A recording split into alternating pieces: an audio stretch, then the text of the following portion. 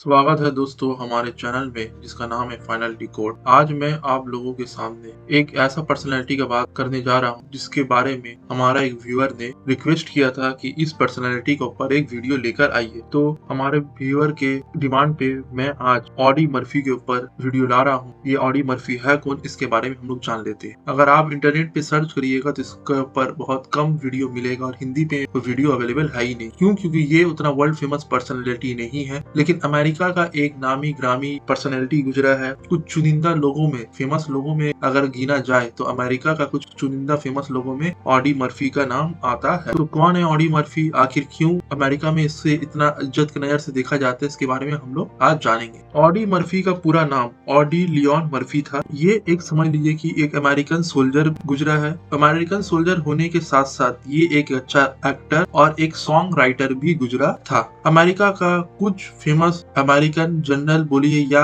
American military personnel बोलिए, उसमें इसका नाम आता है। वर्ल्ड वॉर 2 का समझ लीजिए कि one of the famous celebrated decorated soldier Audi Murphy गुजरा है। इसे बहुत सारा मिलिट्री कॉम्बैट अवार्ड मिला है इसका बहादुरी के लिए। यूनाइटेड स्टेट ऑफ अमेरिका ने तो इसे दिया ही है, साथ ही साथ अमेरिका के अलावा फ्रांस, बेल्जियम, इन लोगों ने भी इसका बहादुरी को देखते हुए इसे अवार्ड से सम्मानित किया है। तो ये अमेरिका में ही फेमस नहीं है, ये यूरोपियन कंट्री में भी फेमस है, खासकर वेस्टर्न यूरोपियन कंट्रीज जैसे कि फ्रांस, बेल्जियम, ये सब जगह में ये बहुत फेमस है क्योंकि वर्ल्ड वॉर 2 के दौरान इसने बहुत बड़ा बड़ा कारनामा अंजाम दिया था। मर्फी को सबसे इम्पोर्टेंट अवार्ड मिला था मेडल ऑफ ऑनर उसका बहादुरी के लिए। कब? जब वो 19 साल का था। सिर्फ और सिर्फ 19 साल का होते हुए उसने अकेला ही जर्मन सोल्जर लोग को हराया था। कहाँ पर? फ्रांस में 1945 को, और उन लोगों से लड़ते हुए उसे पीछे ढकेल दिया था, इसे जर्मन लोगों को। तो आज हम लोग ऑडी मर्फी के ऊपर पूरा बैकग्राउंड जानेंगे, उसका मिलिट्री करियर कैसा गुजरा है,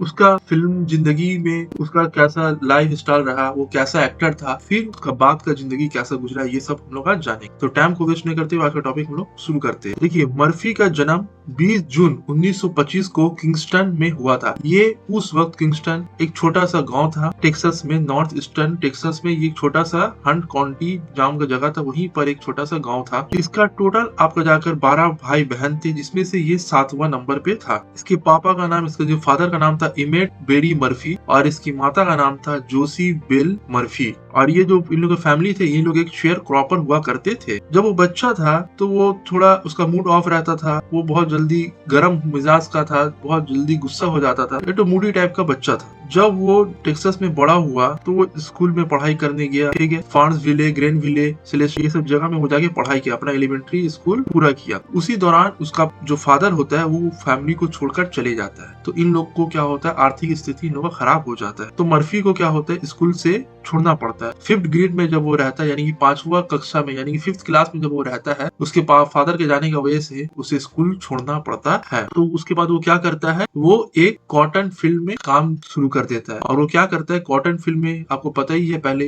अमेरिका में कॉटन फील्ड हुआ करता था। वहां पर आदमी लोग क्या करता था, कॉटन को पिक करता था, ठीक है। तो उसके लिए आदमी का जरूरत होता था क्योंकि उस टाइम उतना मशीन इन्वेंट नहीं हुआ था, अच्छा मशीन। तो ये काम किया करता, क्या करता, कॉटन को पिक करता था। उसे एक दिन का $1 मिलता था। आज के दौर में अगर इन्फ्लेशन को जोड़ लिया जाए तो वो आज का हिसाब से देखा जाए $21 पर डे वो कमाता था उस वक्त, ठीक है। वो अपना फैमिली को सपोर्ट करने के लिए, और साथ ही साथ इतना पैसा में उसका जिंदगी नहीं चलेगा तो वो क्या करता था, हंटिंग भी किया करता था। और वो राइफल चलाने में बहुत एक्सपर्ट था, उसका निशाना बहुत अच्छा था। बहुत सारा वो गेम खेलता था, बहुत सारा टूर्नामेंट खेलता जिसमें वो जीतता था, और वो अपना फैमिली को मदद किया करता था। तो वो हंटिंग में और राइफल का गेम में बहुत अच्छा था और उसका निशाना बहुत अच्छा था। फिर उन लोग का जिंदगी में, मर्फी का जिंदगी में एक और बुरा वक्त आता है। जब वो 16 साल का होता है तब उसका माँ का हो जाती है, गुजर जाती है। उसकी माँ को हो जाता है इंडोकार्डिटिस और निमोनिया का वजह से मर जाती है उसका माँ। माँ का मरने के बाद वो एक रेडियो रिपेयर शॉप में काम करता है, फिर जनरल स्टोर में काम करता है, गैरेज में, गैस स्टेशन में, ये सब जगह में वो काम करना शुरू कर देता है। और उसका और 3 छोटा भाई बहन रहते हैं, जिसका पास, उन लोगों के पास पैसा नहीं होता मर्फी का पास। तो वो क्या करता है, ये अपना जो भाई बहन है उसे क्या करता है, एक अनाथ आश्रम में दे देता है जिसका नाम होता है क्वीनलैंड, ठीक है। जब वार खत्म जब हो जाता है, क्वीनलैंड नाम का जो अनाथ आश्रम है वहाँ पर ये दे देता है अपना भाई बहन लोग को। 3 जो भाई छोटा भाई बहन होते हैं वहाँ दे देता है। जब वार खत्म हो जाता है तब तो ऑडी मर्फी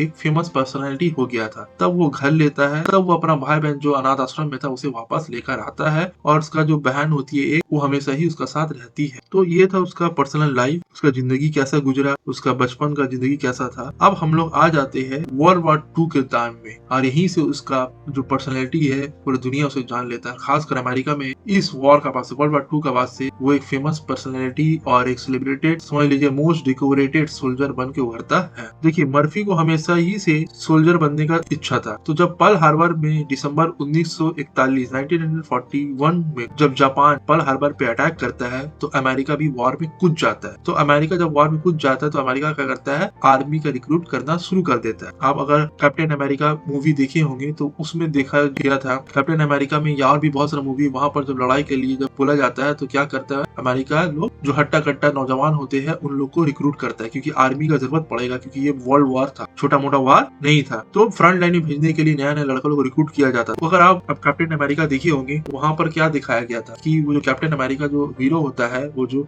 लीड एक्टर होता है, उसे आर्मी में ज्वाइन होने का बहुत शौक होता है, उसको अपना देश के लिए बहुत काम करने का शौक होता है, देश के लिए जान निछावर करने का शौक होता है, लेकिन उसका हाइट और उसका बॉडी वेट के हिसाब से उसे आर्मी में लेता नहीं है। फिर मूवी आप देखे होंगे तो उसके ऊपर एक्सपेरिमेंट होता है, वो फिर कुछ और बन जाता है, ठीक है, वो सब बात का बात है, लेकिन उसका अंदर देशभक्ति होता है। वैसे ही कुछ अगर आप देखें तो कैप्टन अमेरिका का जो रोल है वो किससे इंस्पायर है, कैप्टन अमेरिका को जो बनाया आखिर कैसे करके, ये ऑडी मर्फी को समझ लीजिए कि ऑडी मर्फी का जिंदगी को समझ लीजिए दर्शाया गया। ये मैं अपना तरफ से बता रहा हूँ, ऐसा कोई मेंशन नहीं है, लेकिन देखा जाए तो ऑडी मर्फी को भी जब आर्मी ज्वाइन करने का था तो इसका भी हाइट और वेट उस हिसाब का नहीं था जो आर्मी में से रिक्रूट कर लिया जाए, खासकर इसका वेट, और वेट का साथ साथ ये एक अंडर एज भी था क्योंकि ये 1925 में ही जन्म लिया था और 1941 या 42 में अमेरिका वॉर में कूद गया था। तो इस दौरान आपका जाकर उसका एज कितना ही रहा होगा, अंडर एज था वो, ठीक है, लेकिन फिर भी उसका जो बहन होती है वो नकली एफिडेविट, नकली बर्थ सर्टिफिकेट के माध्यम से क्या करती है, उसे जैसे तैसे करके आर्मी में एनरोल कराती है। तो उसे नेवी में ना मिलता है ना ही एयरफोर्स मिलता है, उसे कहाँ पर रिक्रूट होता है, वो आर्मी में रिक्रूट हो जाता है। तो 30 जून 1942 को यूएस आर्मी उसका एफिडेविट एक्सेप्ट कर लेता है, जो उसका बर्थ का डेट होता है उसे एक्सेप्ट कर लेता है और उसे एक बेसिक ट्रेनिंग के लिए भेज दिया था क्योंकि फुल फ्लेज ट्रेनिंग देने का टाइम नहीं था। तो कैंप ओल्टर्स में उसे भेज दिया जाता है, वहां पर वो ट्रेनिंग लेता है। फिर इन्फेंट्री का भी ट्रेनिंग वो लेता है फोर्ट मेड में। बेसिक ट्रेनिंग के दौरान ही उसे मार्क्समैन बैज मिलता है, ठीक है, फिर राइफल कंपार्टमेंट बार से फिर एक्सपर्ट बैज भी मिलता है। मतलब वो एक अच्छा राइफल चलाने वाला था, तो ये इसे बहुत सारा अवार्ड ही इसे ट्रेनिंग के दौरान ही मिल जाता है, यानी कि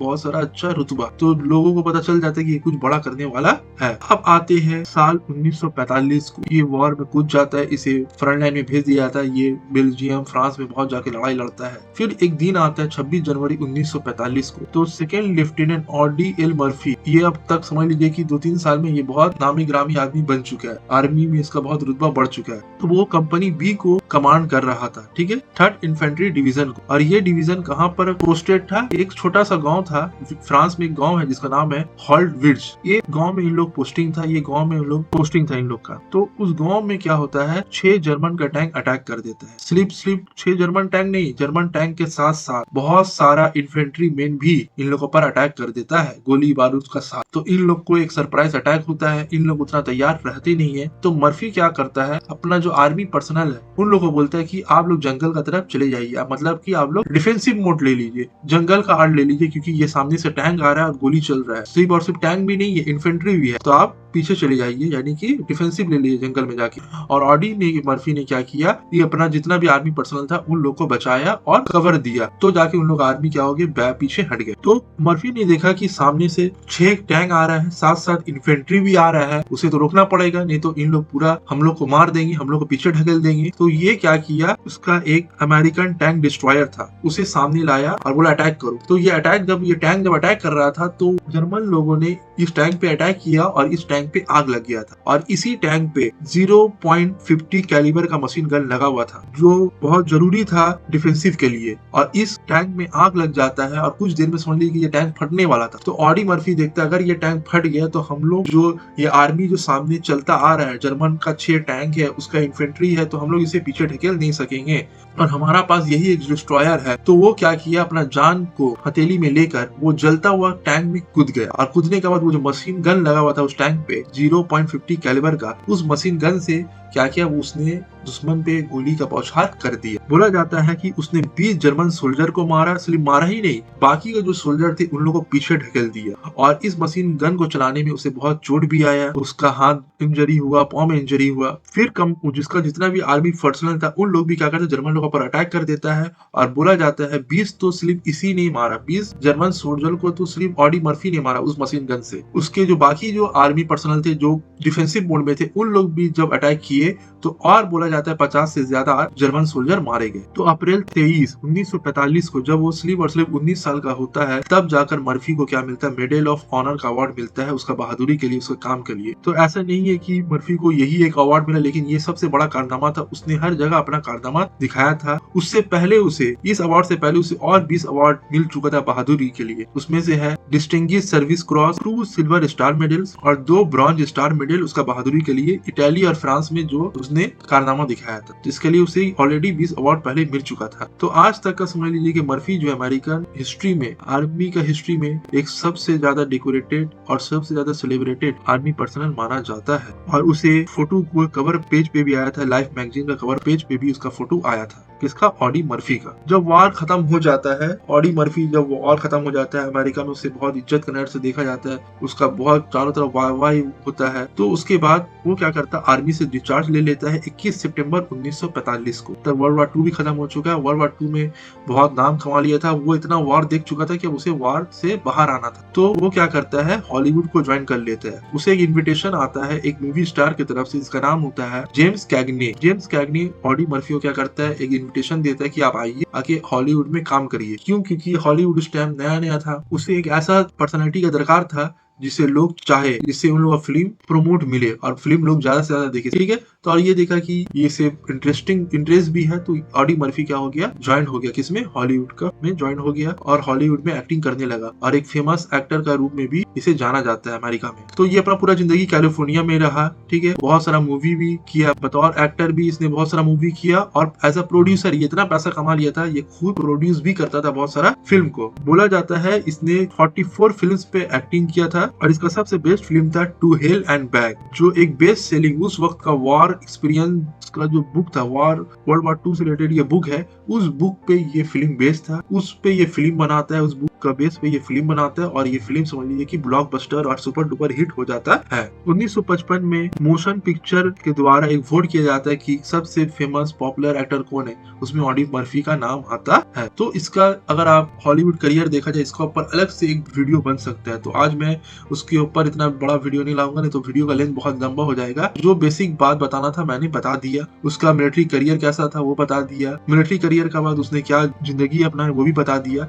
जाते जाते मैं आप लोगों को उसका बाद वाला जिंदगी के बारे में बता दूं क्योंकि वो भी बहुत इंपॉर्टेंट है। लेकिन जब उसका आखिरी दौर आया था वो भी समझिए बस से बदतर था। तो ऑडी मर्फी एक एक्ट्रेस से शादी करते हैं जिसका नाम होता है वांडा हेंड्रिक्स। 1949 में वो वांडा हेंड्रिक्स से शादी करता है। उसका 2 साल बाद ही उसका डाइवोर्स हो जाता है। 4 दिन बाद वो क्या करता है, एक फॉर्मर एयरलाइन समझ लीजिए कि एक स्टीवर्ड होती है जिसका नाम होता है पेमिला ओपल ली आर्चर, उससे शादी कर लेता है जिससे उसका 2 बेटा होता है जिसका नाम होता है टेरी माइकल और जेम्स शैनन। तो उसके बाद इसे हॉर्स रेसिंग का बहुत ज्यादा शौक होता है। तो ये क्या करता है, इसके लिए ये बहुत सारा रेस में पैसा भी लगाता है। उसका एक घोड़ा होता है जिसका नाम होता है डेल मार्क रेस ट्रैक पे क्या करता है, वो बहुत सारा पैसा लगाता है अपना घोड़ा के ऊपर और इसी में क्या होता है वो हार जाता है और समझ लीजिए कि उसका गरीबी शुरू हो जाए। जो भी पैसा उसने मिलिट्री में और एक्टर बन के कमाया था, एज अ प्रोड्यूसर कमाया था, वो सब पैसा वो कहाँ लुटा देता है, हॉर्स रेस में उड़ा देता है। 1968 में उसने कबूल किया था कि उसे $2,60,000 का एक ऑयल डील हुआ था, अल्जेरियन ऑयल डील, उसमें वो हार गया है, मतलब लॉस हो गया उसे। तो इसका बाद समझ लीजिए कि